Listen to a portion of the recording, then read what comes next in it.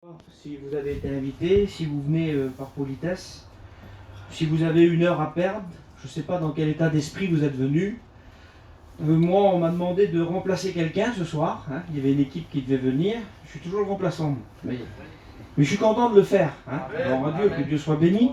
Et puis cet après-midi, je me disais, peut-être qu'il n'y aura que des chrétiens. Alors j'avais préparé quelque chose pour les chrétiens, mais ce soir, à la surprise, et devant le Seigneur, que mon cœur il est réjoui, je vois qu'il y a des personnes qui ne connaissent pas encore la grâce de Dieu.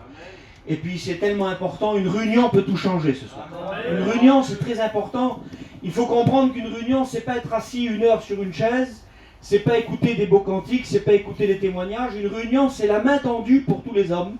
C'est le salut de ton âme, c'est ta délivrance, c'est ta force. C'est tout ce que tu veux recevoir du ciel ce soir, tu peux le recevoir dans la réunion. Alors je voudrais, en quelques minutes, on ne va pas parler des heures, mais vous parler de l'essentiel. Aujourd'hui, il y a une priorité. Et vous savez ce que c'est qu'une priorité? Dans la vie d'un homme, il y a des choses qui sont secondaires, on verra plus tard. Mais il y a des choses qui sont prioritaires, c'est maintenant, c'est tout de suite. Et ce soir, je voudrais vous mettre devant une réalité très importante. Je voudrais te poser la question de tout mon cœur, sans te faire peur. Es-tu sauvé? La priorité aujourd'hui, il faut être sauvé. Il faut être en paix avec Dieu. Il faut être prêt à partir. Il faut faire l'expérience.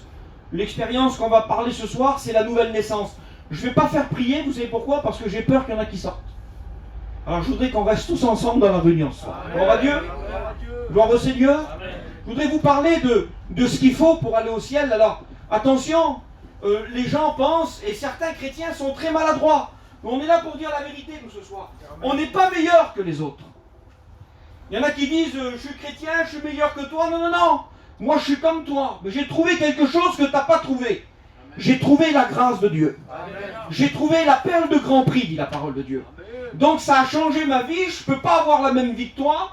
Je ne peux pas avoir la même direction que toi, la même conception de la vie que toi. Moi, je suis un chrétien et ma destination, c'est le ciel ce soir. Amen. Et je suis convaincu d'une chose, et le Seigneur m'est témoin, et qui m'arrête tout de suite si c'est pas vrai.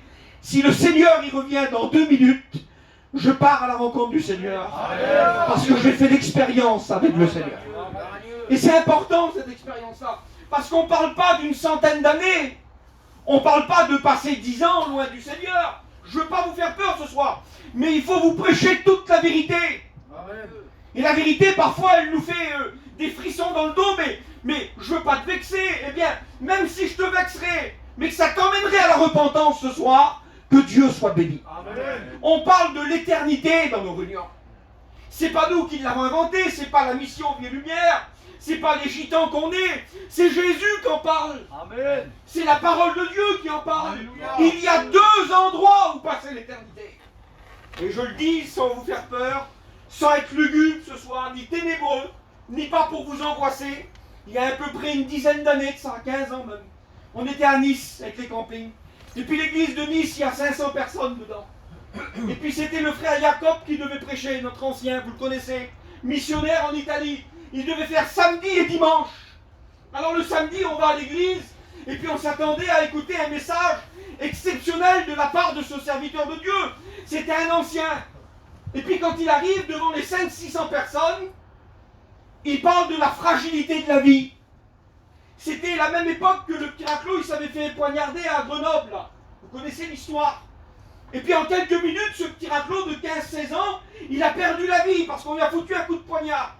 Et puis il explique que c'était le même jour que ça. Il dit, vous avez vu aux informations aujourd'hui, un jeune homme est rentré dans l'éternité. Vous lui aurez posé la question le matin quand il s'est levé. Il a été dans sa petite école, il a fait sa petite journée comme tous les jours. Et puis vous lui aurez demandé, ce soir, tu vas rencontrer ton Créateur. Il aurait dit jamais de la vie. Je suis pas malade, je suis en pleine santé. Et Jacob, il explique juste ça. Il prêche même pas la parole de Dieu. Il descend de l'estrade. Les 500 personnes qui sont là, tout le monde est choqué. Personne ne comprend ce qui se passe. Il y en a même qui disent, je le dis parce que c'est comme ça, c'est pour glorifier Dieu.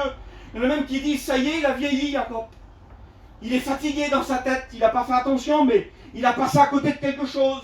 Mais Dieu qui connaît toutes choses et qui est le patron de nos réunions, Parce que le patron de la réunion, c'est Jésus. Amen. Il y avait un petit foyer qui était venu, une petite femme qui était chrétienne.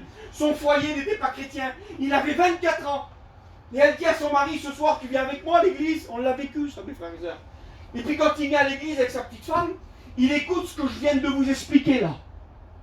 Et quand il écoute ce que je viens de vous expliquer, il rentre chez lui le soir, il se couche avec sa petite femme, puis d'un seul coup il dit, c'est bizarre comment il a prêché ce soir, pasteur. Elle dit oui, c'est vrai, elle était un peu gênée, elle, mal à l'aise. Il dit, c'est terrible, ça m'a donné à réfléchir. Amen. Je voudrais qu'on prie ensemble, mais je vais donner mon cœur à Dieu. Amen. Et dans son lit, ce garçon-là, il donne son cœur à Dieu, lui. Personne ne sait rien. Et le lendemain matin, à 9h du matin, il est terrassé par un accident de voiture et il passe lui-même dans l'éternité. Le père, il s'arrache les cheveux, il dit, mon fils, c'est un prédicateur, le père, comprenez bien que c'est catastrophique. Hein. Mais la petite belle-fille, elle vient, elle dit, arrête, elle dit, dans notre grand malheur, il y a une espérance. Hier, ton fils, il s'est donné à Dieu. On le reverra. C'est important, l'éternité. C'est pas pour vous faire peur. C'est pour vous dire la vérité. Mon cœur, il tremble pour vous dire toute la vérité ce soir. Parce qu'il est question d'éternité. Il est question d'un jour où le Seigneur va venir chercher son Église. Amen. Il est question de peut-être que c'est pas aujourd'hui la fin du monde, mais la fin de ton monde à toi. Qu'est-ce que tu sais, toi? La Bible, elle dit qu'on est une fleur. Et puis d'un seul coup, tu l'arraches, la fleur. Il faut 2 secondes pour arracher une fleur. Il dit, tu regardes l'endroit où elle était, elle n'y est plus. On est fragile comme une fleur. On est comme une vapeur qui paraît pour un temps. Vous faites cuire, les sœurs, vous avez vu? Vous levez la marmite, comme ça, il y a une vapeur qui sort. Combien de temps vous la voyez, la vapeur? Elle dure une petite seconde et elle disparaît. Eh bien, le Seigneur, il dit, t'es comme une vapeur. Tu parais pour un temps. T'es extrêmement fragile. Je voudrais te le dire, ne te fais pas confiance. Mets toute ta vie, toute ton âme entre les mains de Dieu. Parce qu'il en va de l'éternité. Alors il y a un homme un jour dans la parole de Dieu, et on va parler de lui ce soir. On va parler de Nicodème. Je vous explique qui c'est Nicodème. C'est dans l'évangile de Jean au chapitre 3. C'est un chef de la synagogue. C'est déjà un homme qui est âgé. Il a déjà une maturité. Dans son corps, l'âge, elle a déjà fait son avance. C'est un homme parce qu'il est pharisien.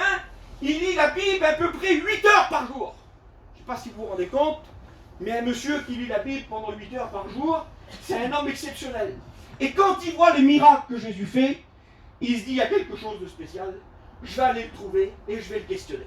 Et je vous fais la lecture, ça se trouve dans l'évangile de Jean, au chapitre 3. Mais un homme d'entre les pharisiens nommé Nicodème, chef des Juifs, vint auprès de Jésus de nuit. Il se cache. Il n'y vient pas en plein jour. Il a une interrogation dans son cœur.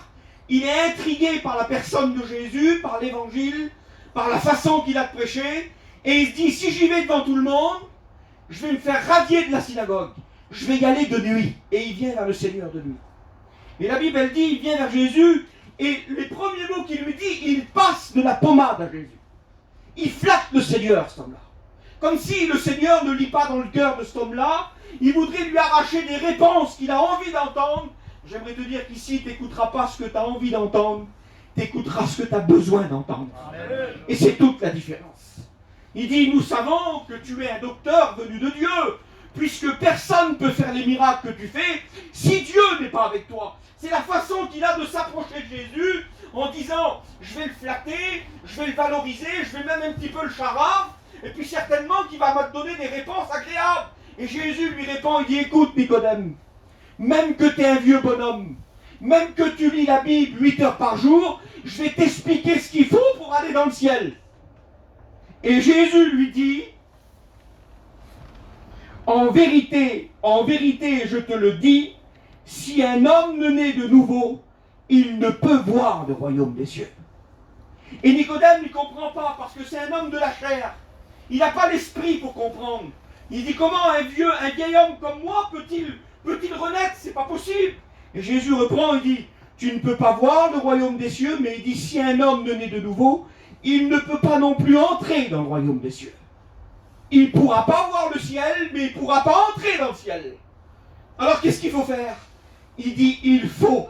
Jésus, il dit, il faut Et on comprend le français aujourd'hui. Quand dans la Bible c'est écrit il faut, c'est un impératif. C'est une obligation. Le Seigneur n'a pas dit t'essayeras de passer par un autre chemin, t'essayeras de faire ton mieux, t'essayeras de mettre un foulard, de faire la chrétienne ou de faire le chrétien. Non, ça ne marche pas. Il dit il faut que vous naissiez de nouveau. Amen. Et la nouvelle naissance, j'aimerais vous dire qu'elle est prophétisée dans le livre du prophète Ézéchiel quand le Seigneur fait la plus belle des promesses aux hommes. Parce que naître de nouveau, c'est pas ta part à toi. Si tu essayes d'être chrétien, tu n'y arriveras pas.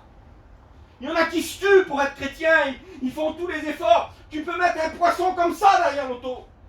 Tu peux mettre les cantiques toute la journée. C'est pas ce qu'emmène les gens au ciel. Ce qu'emmène les gens au ciel, c'est d'avoir un cœur nouveau, changé par Jésus. Quand on était à l'école biblique, l'enseignant qui nous faisait le cours sur la nouvelle naissance, il s'appelait Paillon et il avait une grosse voix comme ça. Vous vous en souvenez? Et il disait, la nouvelle naissance, c'est pas un coup de pinceau sur ta vie. C'est pas une restauration. C'est pas faire du neuf avec du vieux, la nouvelle naissance. Il dit, c'est changer de cœur complètement. Amen. C'est naître de nouveau. Et naître de nouveau, comment que ça s'obtient, Gershom?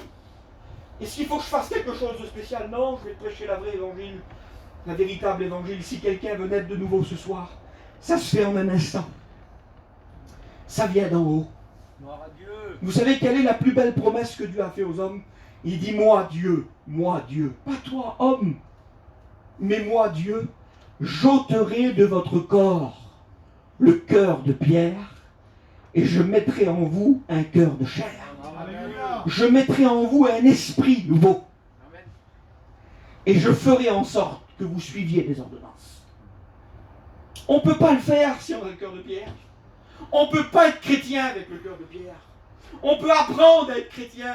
C'est de la méthode. Et il y a une religion en Amérique qui s'appelle les méthodistes. On met les gens assis sur des chaises et on leur explique comment il faut être bon. Mais le cœur n'est pas changé. Tandis que Jésus dit, moi je ne viens pas pour l'extérieur, je viens pour l'intérieur de l'homme. Je viens changer tout ce que les hommes et les femmes ne voient pas. Je viens enlever la racine du mauvais. Je viens mettre l'espérance. Je viens mettre la vie éternelle. Je viens mettre le nouveau cœur, la nouvelle vie, la nouvelle esprit. Et après, tu n'es plus la même personne parce que tu es converti, tu es né de nouveau. J'ai l'habitude d'expliquer cette petite expérience lorsque je parle de la nouvelle naissance. C'est une histoire vraie ce que je vais vous citer. C'est l'histoire d'un homme, un émirat arabe, un homme qui est en Arabie Saoudite. Il vend du pétrole, il est extrêmement riche. Et puis il a ses copains qui sont dans les mêmes affaires que lui. Ils ont tellement d'argent qu'ils ne savent plus quoi faire, quoi. Et bien à un moment donné, cet homme-là, il dit, je voudrais quelque chose pour épater mes copains. Je voudrais acheter quelque chose que mes copains soient choqués quand ils le voient. Et puis l'histoire nous dit qu'il va faire une recherche, il veut acheter quelque chose de spécial pour que ses copains soient étonnés. Et il va trouver en plein désert un élevage de petits chats. Vous allez me dire, ça n'a rien à voir avec le message, mais écoutez bien la fin de l'histoire. Et dans cet élevage de petits chats, on dressait les petits chats à servir le thé. C'est une histoire vraie.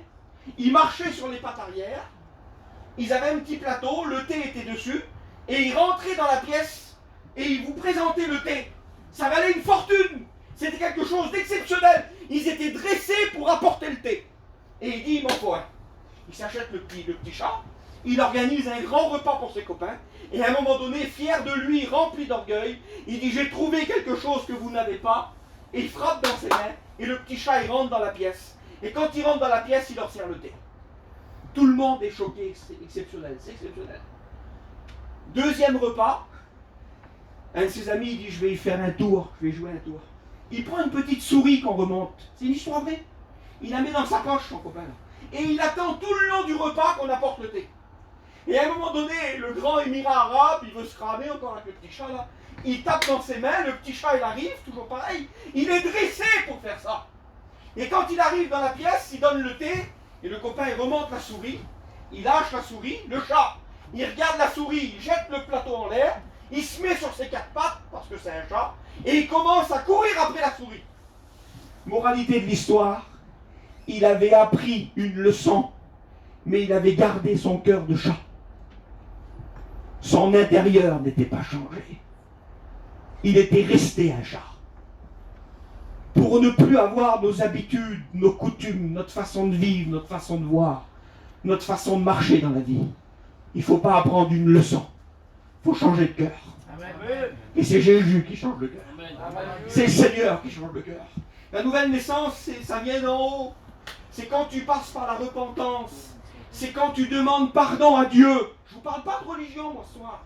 Je ne parle pas des chrétiens, des pasteurs. Mettez tout ça de côté ce soir. Je vous parle de Jésus, de ce qu'il veut faire pour vous. Je ne vous parle pas du catholique, je ne vous parle pas de tout ça. Je vous parle de rien, je vous parle de Jésus. Et Jésus, il a dit, malheureusement, c'est pas avec moi que tu t'arrangeras pour rentrer dans le ciel. Si c'est moi le portier du ciel, je ferai des petites faveurs pour ma famille, pour mes amis, pour mes neveux, pour mes nièces. Mais c'est pas moi le patron du ciel. Le patron du ciel s'appelle Jésus. Amen. Et Jésus, il dit, voilà, pour rentrer chez moi, j'ai fait des conditions. Tu rentres pas avec ton cœur. Tu rentreras quand tu seras né de nouveau. Et pour naître de nouveau, il faut se repentir. Il faut demander pardon à Dieu. Il faut dire au Seigneur, j'ai besoin de toi. Il ne faut pas simplement lever la main. Il y a des gens qui ont levé la main, ils n'ont pas passé par la repentance. Il n'y a pas de nouvelle naissance. Et sans nouvelle naissance, il n'y a pas de salut. Comprenez les choses. Vaut mieux quelqu'un qui accepte le Seigneur dans son auto, là, tout à l'heure. Et qui n'a pas levé la main dans la réunion. Il s'est mis dans son auto, mais il a dit, Seigneur, je te demande pardon, je te donne mon cœur. Tu vas naître de nouveau. C'est officiel, ça marche encore, la nouvelle naissance. La nouvelle naissance, c'est encore au goût du jour. Il y a des gens, vous ne les reconnaissez plus. L'autre jour, j'ai écouté les frères prêcher. Et puis il y a nos amis qui sont là, sur la place avec nous. On n'a pas de cachette à avoir, la situation, vous la connaissez de la place. C'est une situation désespérée, c'est une catastrophe. On vit vraiment des moments difficiles. Mais dites la vérité, ceux qui sont là, et qui ne connaissent pas le Seigneur, et que vous nous voyez chanter des cantiques, vous nous voyez prêcher la parole de Dieu, et plus que ça, on prêche la guérison divine. Vous n'êtes pas choqués? Ça ne vient pas de nous. Ça vient du nouveau cœur qu'il a mis en nous. On est des hommes du ciel, on est des femmes du ciel. Dans nos cœurs, il y a une partie du ciel. Et nous sommes un témoignage vivant sur cette place pour vous dire qu'on n'est pas anéantis. Dieu sait mettre de l'espérance, de la paix, de la sécurité dans nos cœurs. On ne joue pas un rôle. Vous savez, on n'aurait pas le droit de jouer nos familles, de jouer le théâtre. On se casserait vite la figure. Celui qui joue le théâtre, ne vous inquiétez pas, il se prendra les pieds dans le tapis un jour. Il va tomber devant tout le monde, le faucheton au milieu de nous. Mais le véritable, celui qui a rencontré le Seigneur, il n'a aucun rôle à jouer, il vit sa vie en Dieu. Et tout le monde le voit, qu'il a un cœur nouveau, qu'il a une vie nouvelle, qu'il a une espérance que personne n'a, une paix que personne n'a. Nous dormons en paix. Oui, nous chantons des cantiques. Et nous continuerons à chanter des cantiques. Parce que le Seigneur a fait une œuvre. La nouvelle naissance, c'est quoi? Est-ce que c'est donné qu'aux gentils, Gershom? Alors, je vous prêche que Dieu a mis sur mon cœur, hein. Ça ne va pas être long. C'est donné à ceux qui fréquentent les réunions régulièrement. Alors écoutez, ce soir, il y a un exemple de la Bible et il y a un exemple parmi nous. Alors je vais peut-être le mettre mal à l'aise, mais je le fais pour la gloire du Seigneur. La parole de Dieu, le livre que je tiens là, c'est pas aux voyageurs, ça. C'est pas aux manouches, ça. C'est pas au président, c'est pas à la direction. C'est à Dieu, c'est la parole de Dieu. C'est une bibliothèque. Une Bible, ça veut dire bibliothèque. Je t'apprends des choses ce soir. Il y a 66 livres dans la Bible. Il y a 40 hommes différents qui ont écrit la Bible. Ils l'ont écrit sur une période de 1600 ans.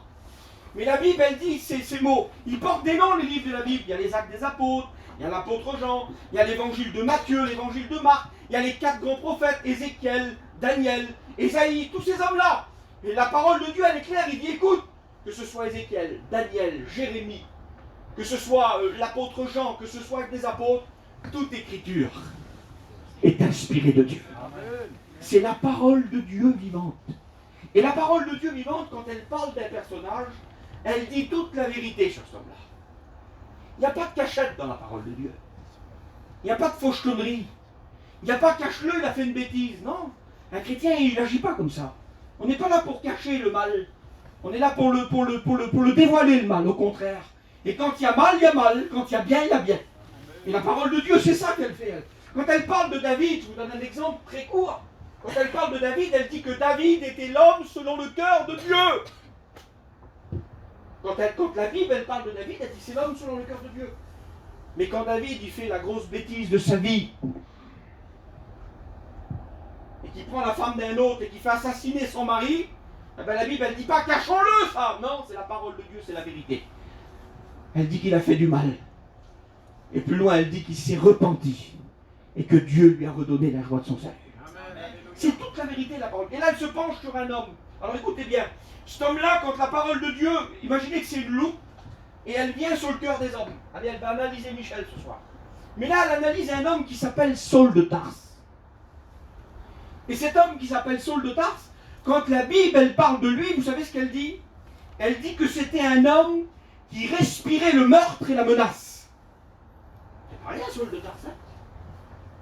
C'est pas ceux qui sont sur la place, hein, que Dieu me pardonne, il y en a sur la place, ils sont perdus autour du camping. Mais lui, il respire le meurtre et la menace. Il est méchant. Il est arrogant. Son travail ultime, vous savez ce qu'il fait, lui? C'est de ravager l'église de Jésus-Christ. Il rentre dans les églises, ce soir il serait sur la place, il rentrerait sous le chapiteau, il saisirait les chrétiens, il les emmène en prison, il les fait fouetter, il les fait taper, il les fait mettre à mort. C'est Saul de Tarse. Il respirait le meurtre et la menace. Écoutez bien. La Bible, elle dit que c'était un homme qui était arrogant. Il dévastait l'église. Dévastateur, destructeur, persécuteur de l'église. Un homme qui est fier de ce qu'il fait. Un homme qui croit qu'il a raison. Parce que tu crois peut-être que tu as raison. Mais laisse la parole de Dieu t'éclairer ce soir. Il croit qu'il a raison, lui. Et à un moment donné, il dit, voilà, je vais faire un peu plus que ce que j'ai fait à Jérusalem. Je vais aller dans une ville qui s'appelle Damas. Je sais qu'il y a plein de chrétiens. Je vais aller dans les églises. Je vais demander des lettres pour les faire arrêter. Je vais prendre tous les chrétiens qu'il y a à Damas. Je vais les emmener à Jérusalem. On va les faire mettre en prison. On va les faire mettre à mort. Voilà le dessein de l'apôtre, de Saul de Tarse. Et la Bible dit qu'il monte sur sa monture. Il est fier. C'est un homme qui est fier. Il est plein d'orgueil. Il est vaillant. Il défend sa doctrine, son idée. C'est un homme terrible. Il monte sur son cheval. Et d'un seul coup, il va en direction de Damas. Tous les chefs de religion lui ont donné des lettres pour arrêter les chrétiens. Il est confiant. C'est un homme qui sait d'où il part et il sait où il va, Saul de Tarse. Mais il n'a pas calculé une chose. La Bible, elle dit ça dans Actes des Apôtres au chapitre 9. Comme il était en chemin et qu'il s'approchait de Damas, quelle beauté, Seigneur. Tout à coup, une lumière venant du ciel resplendit autour de lui.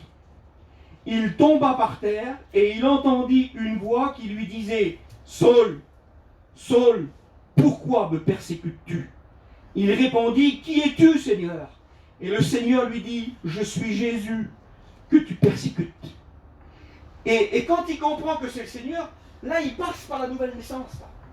Il voit une lumière qui resplendit autour de lui et il pose la question « Mais qui es-tu, Seigneur » Il dit « Je suis Jésus que tu persécutes. » Et la deuxième question, il dit « Que veux-tu, Seigneur, maintenant ?» Il a compris qu'il avait quelque chose à faire. Il est né de nouveau en quelques instants. Ça ne met pas 3 mois pour naître de nouveau. C'est en un instant que Dieu échange ton cœur. Et Saul de Tarse, il a tombé de sa monture. La lumière, elle a tellement resplendi autour de lui, la Bible dit qu'il va rester aveugle. Il ne voit plus clair. Ces soldats qui sont avec lui, ils ont entendu la voix, mais ils n'ont pas vu la lumière. Et puis ils sont là, autour de lui. La Bible dit qu'il va se mettre dans une petite maison. Il voit plus clair. Il est converti, il est né de nouveau. Il n'a plus du tout les mêmes projets, plus les mêmes idées. Il se dit, qu'est-ce qu'il faut que je fasse maintenant, Seigneur? Et le Seigneur le remet à sa place. Parce que j'aimerais vous dire que quand on est un chef dans le monde, quand on rentre dans l'église, il n'y a plus de chef. Il demande des ordres à Dieu et Dieu lui dit tout simplement, je te dirai plus tard ce que tu feras. En voulant dire, tu n'as pas à me commander, tu n'as pas à me demander de faire ce que tu veux, je te parlerai en temps voulu, je suis Dieu souverain. Tu es mon enfant, tu as changé de cœur, tu n'es plus décideur, c'est moi le patron. Amen. Dieu veut être le patron des hommes. Amen. Et Saul se met dans la petite maison et il y a un petit pasteur, il s'appelle Ananias. Et Ananias, le Seigneur, il lui parle, il dit, Ananias, tu sais ce que tu vas faire? Tu vas aller imposer les mains à Paul. Et Ananias, lui c'est un petit pasteur, mais c'est un petit pasteur prudent. Il parle à Dieu, il dit, Seigneur, j'y vais pas. Il dit, il ravage les chrétiens, il tue les pasteurs, il fait fouetter les chrétiens, je ne peux pas y aller, Seigneur. Mais regardez comme c'est beau. Quand Dieu a intervenu dans la vie d'un homme, la Bible elle dit que Dieu va dire à Ananias, va. Car cet homme est un instrument que j'ai choisi pour porter mon nom devant les nations. C'est pas possible, regardez, je vous fais voir, c'est la vérité. Hein.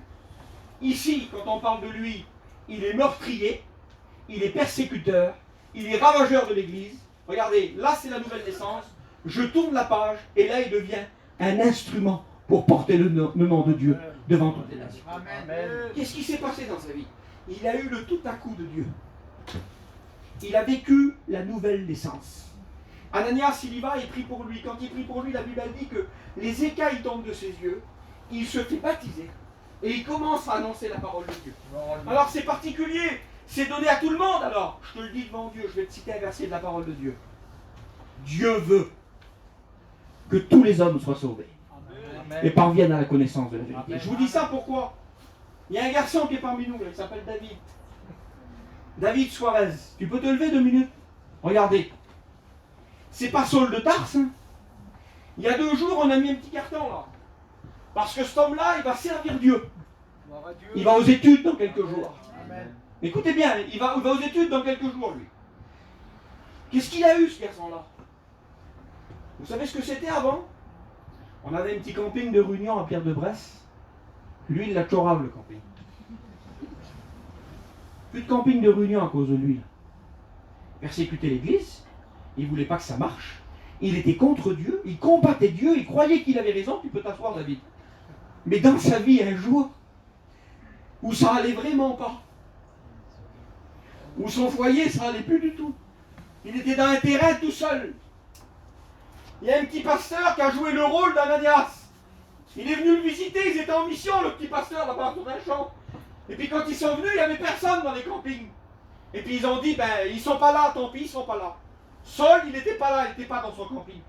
Et puis le petit pasteur, il a dit, on va mettre un petit mot sur l'étendoir, c'est ça, Rodi, un petit mot sur l'étendoir. Et puis ils ont mis un petit mot sur l'étendoir avec le numéro de téléphone. Et puis lui, il est revenu avec sa femme, le persécuteur, celui qui nous a pris notre camping église. Il est venu, puis il a vu le petit mot, il a dit, je vais l'appeler au pasteur. Puis il a appelé le pasteur, et le pasteur, il a dit, viens passer 8 jours avec nous. Et il a eu ce que Saul a eu. La nouvelle naissance. Amen. Le cœur nouveau. Amen. Le cœur changé. Et maintenant, qu'est-ce que tu es devenu, David? Tu es devenu un instrument qui va porter le nom du Seigneur devant toutes les nations.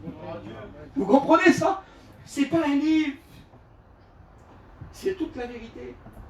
Et ce qui se passait dans ce livre, ça peut se passer ce soir. Vous l'avez compris, Seigneur. Les chrétiens, on peut se lever un instant pour prier Dieu. Si vous avez été invité, si vous